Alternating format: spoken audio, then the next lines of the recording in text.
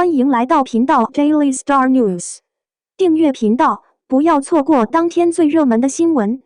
我们今天的时事通讯涵盖以下内容：袁炳炎公司税务案深度解析，其实并没有被判逃税罪。袁炳炎的公司税务处罚案件有点意思，必须指出，此案与范冰冰、郑爽、邓伦、魏亚等人的案件不同。这些税务案件被官方认定为偷税漏税，但袁炳炎的案件却没有。你可以先搜索一下袁炳炎所成立的公司。除了涉案的公司外，之前还成立了另外2家公司。他们是2017年3月21日成立的上海冰燕影视文化工作室，这是一家独资企业。2018年11月7日在宁波高新区成立的丽妍影视文化工作室仍为独资企业。看到这里，老粉丝们应该已经知道这家公司享受的是什么税收政策了吧？批准征收。网络红人和名人之前就一直在使用这种避税方式。具体原理我在之前的节目中提到过，薇娅税案、郑爽税案、邓伦税案，完全不懂的同学可以去我收藏的税法里翻翻看。我在这里只简单的总结一下。在我国，企业所得税是一种公司税制。在各种企业实体中，只有公司缴纳企业所得税。那些冠以工作室之名的都是独资企业或个体工商户，不是法人，所以不交企业所得税，其利润直接渗透到个税中。以袁炳炎成立的工作室为例，工作室本身不交企业所得税，赚的钱直接给袁炳炎交个税。打住，涉续交的不是工资和薪金。个税分为3类：综合所得、经营所得、分类所得。其中，综合所得类似于劳动所得，我们平时得到的工资、奖金，得到的劳动报酬，都属于综合收入，税率为3%至45%。商业收入类似于资本收入，个人通过非法人单位实现的资本收入。你是一个小的私人业主，你有自己的生产资料，你赚的钱最终会属于你。独资企业和合伙企业，个税由投资者直接支付，税率为5%至35%，只要超过50万，税率就是35%。知名明星的年收入都不低，肯定超过50万。不要说50万，500万也肯定超过。因此，税率一定是最高的。如果按照规定交税，不属于增值税，只能作为单项税，而明星的个人税负无限，接近35%。换句话说，每赚100万，税务局就拿1/3。因此，名人试图避税。恰好很多地方政府没有钱，所以他们会实施一些优惠的税收政策来吸引有钱人避税。这就是所谓的税收洼地。如何避税？为自己设定一个利润率。比如说，你的公司原来的实际利润率接近99%，我给你设定10%的利润率，也就是说，不管你原来的实际利润率是多少，现在你只对10%的利润部分交税。比如说100万元的收入，原来是99万元，确认为利润，按乘以税率计税。现在只有10万元被确认为利润乘以税率，税率降低了90%，这是避税吗？这就是批准征收。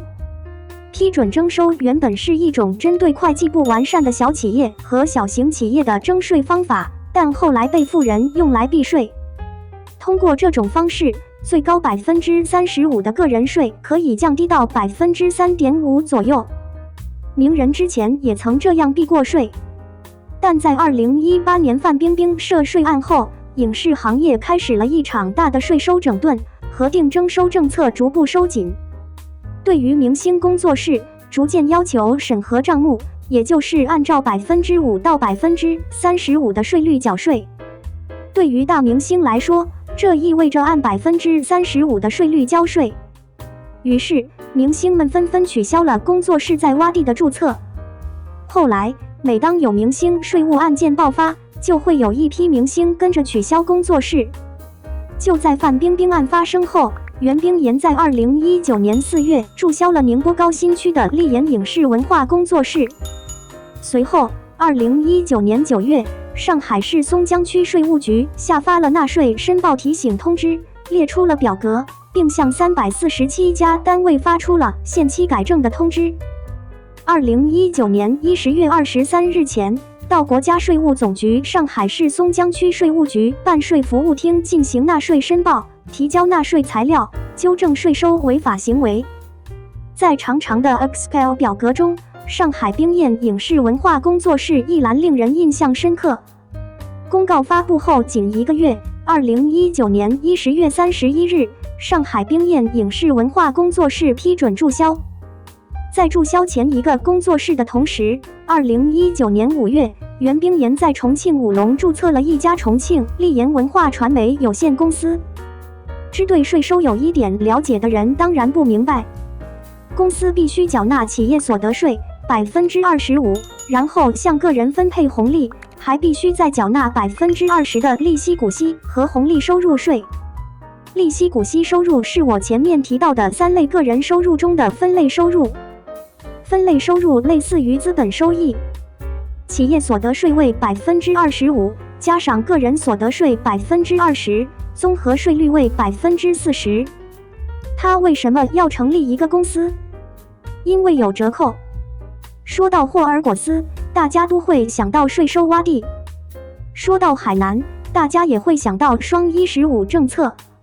但是你说武隆，很多人就糊涂了。其实这也是影视行业的一个税收洼地，相对来说比较小，所以要低调，低调就可以下去避税。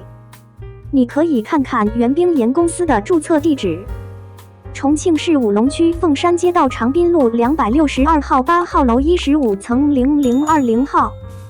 你可以在网上搜索重庆市武隆区凤山街道长滨路262号8号楼15楼。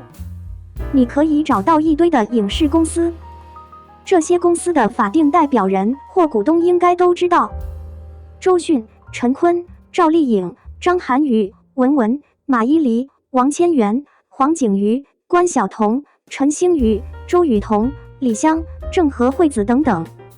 这层楼只有500平方米，但它被称为重庆武隆影视文化创意产业园。受范冰冰案的影响，2019年，霍尔果斯被毁，吴龙生诞生。仅在这一年，就有近100家影视公司挤在这里，一个小房间可以注册10家公司。这个地方离重庆市中心有200公里远，山水还有孤独的感觉。它们的作用是什么？在这里注册一个影视公司，企业所得税是15%，减免10个百分点。他在名义上享受的是西部大开发战略。这还没有结束，企业所得税交了就会返还给你。在企业年收入不低于3000万的情况下，3000万对大明星来说还是很容易的。区政府留存的部分企业所得税将返还28%，增值税返还31.5%，个人税返还24.5%。明白了吗？但是，随着后来名人和网络红人的税务案件的发生，国家税收征管越来越严格。武隆的政策是否还在继续，不得而知。最后，我们再来谈谈袁炳炎的公司这次被查出的问题。在2019年至2021年期间，也就是公司成立以来，重庆丽阳文化传媒有限公司将公司资金用于股东本人支付与公司生产经营无关的消费支出，支出金额约为815万元。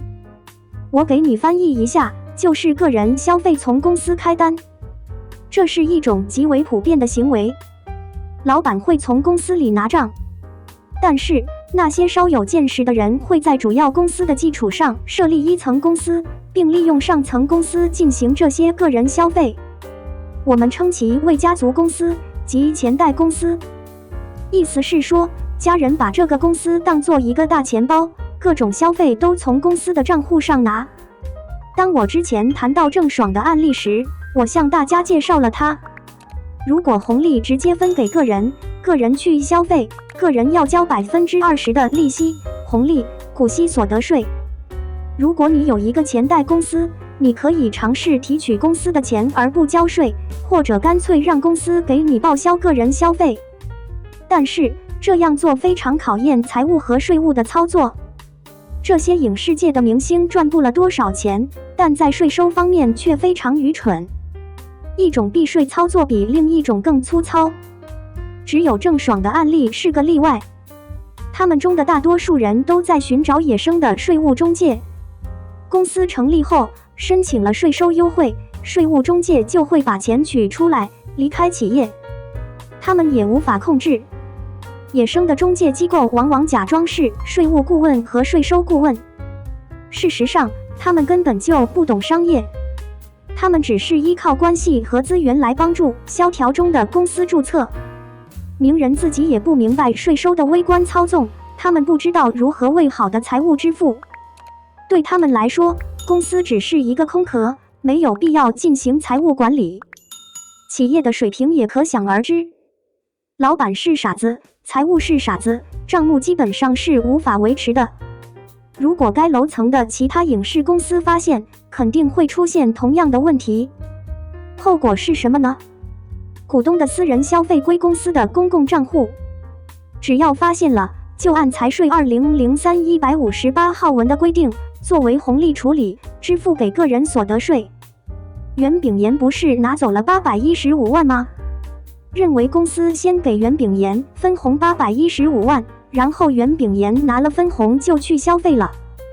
815万的红利要交20%的税，163万。公司是代扣代缴单位，就像公司发大家的工资要扣税一样，给股东分红也要扣税，这是法律规定的一项义务。公司因为没代扣代缴，这次被税务局罚了98万。其实这里还有个问题，分红必须是公司税后利润分红。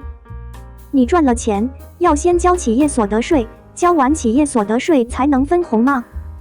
现在个人消费列支公账，相当于把分红列入了成本费用支出，在税前扣除了。所以这815万还应该补缴相应的企业所得税。稽查局的处罚文书上没提，有可能是公司做汇算清缴时，这笔费用已经调增了。总的来讲，看惯了之前1元、1000万元，受过了太强的刺激，这次的数字相比之下，确实有点不够震撼。那是因为很多税款已经通过税收优惠避掉了，不会再形成偷税数字了。和直接用个独核定征收相比，以法人制企业来避税，确实安全了很多。注意，这是一家一人有限公司。很多人分不清个人独资企业和一人有限公司。刚才说了个独不是法人，投资者对企业债务承担无限责任，直接交个税，利润在分红时就不再交税了。而一人公司终归是公司，是法人，股东对公司债务之以认缴出资额为限承担有限责任，公司要交企业所得税，利润分红给个人，还要再交个税。袁冰妍原来的工作室是个人独资企业，后来的这家影视公司是一人公司，他是唯一股东、法定代表人、执行董事。所谓执行董事，并不是说一堆董事，其中一个负责具体事务执行，这是公司法上的特定概念，指的是小规模的有限公司可以不设董事会，只设一个执行董事。这一个执行董事就相当于董事会了。3个身份集于一身，公司如果出点啥事，他显然是要担责任的。之前讲了这么多，你应该也能知道，这是个空壳公司，所以现在受让他股权的，肯定也不是真的看好这家公司来做投资的，要么是和他有关联关系，要么是从什么地方找的挂名股东。法代也一样，是不是他现在离开了就不用担责了呢？其实本来也没啥责任。袁冰妍这个事儿和咱们之前讲的全都不一样。你仔细看税务局的处罚文书，看处罚依据给的是哪一条。如果给的处罚依据是《税收征管法》第63条，那就是定性偷税，但这次给的处罚依据是第69条。扣缴义务人应扣未扣，应收而不收税款的，由税务机关向纳税人追缴税款；对扣缴义务人处应扣未扣、应收未收税款50%以上3倍以下的罚款。根据这一条，既没有认定公司偷税，也没有认定袁冰妍偷税，只是平白直叙地表示公司没有按规定给股东代扣代缴个税，公司有过错，要对公司处以罚款。至于袁冰妍，没有提及任何责任。但是，公司的唯一股东在公司公账上列支个人消费，你能说这是纯粹的公司行为吗？他毕竟是股东、法代、执行董事3个身份集于一身，又是一人公司，他对公司的经营有绝对的支配性。即便税法上没对他个人做处理，舆论上他也要被狠狠声讨一波。但是，毕竟没有被认定为偷税，个人猜测，后续的处理也许和前几个明星网红会略有区别，